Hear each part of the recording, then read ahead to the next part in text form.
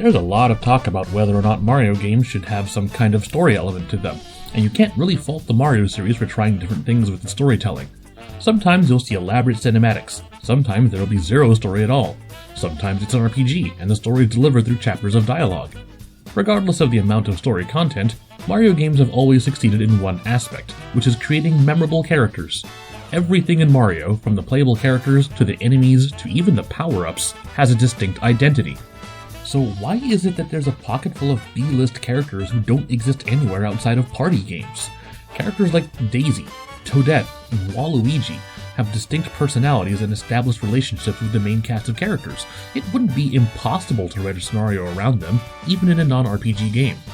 A character like Rosalina, by contrast, has an entire game to establish herself as a series mainstay.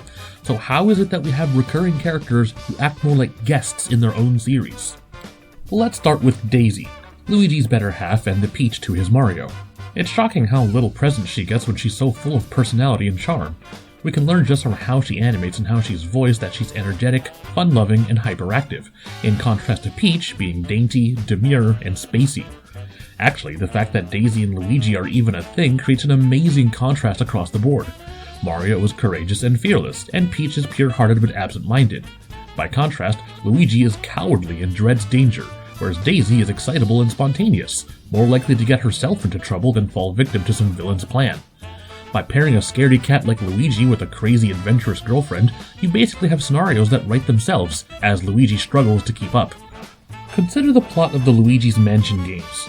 Instead of Luigi randomly winning a haunted house in a lottery, what if Daisy bought the house as some kind of summer home, completely unaware that it's infested with ghosts?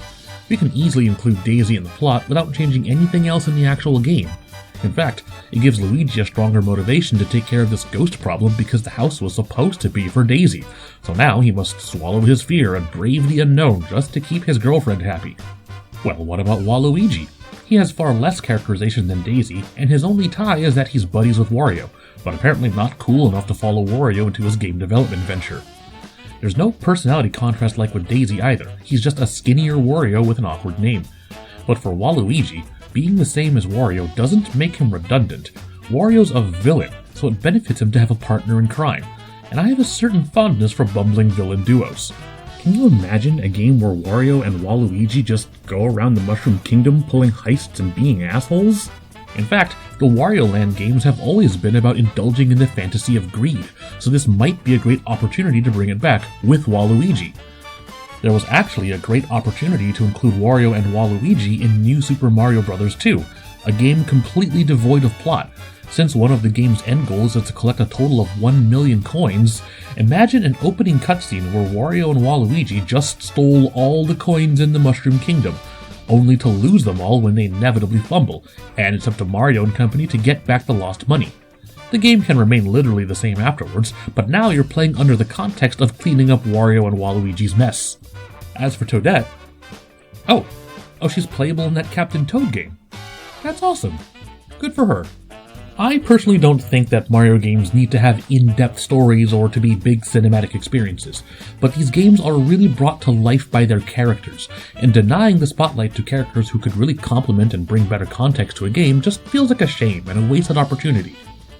And that wraps up today's A.B.I.torial. Let me know in the comments below what you think about Mario games and their storytelling potential. Don't forget to like and subscribe, and to check out our regular show, Sugar Punch Harem Reviews. I'm A.B.I. and... oh, Magic Her is inviting me to go karting with Sugar and Punch. I guess I'll tag along.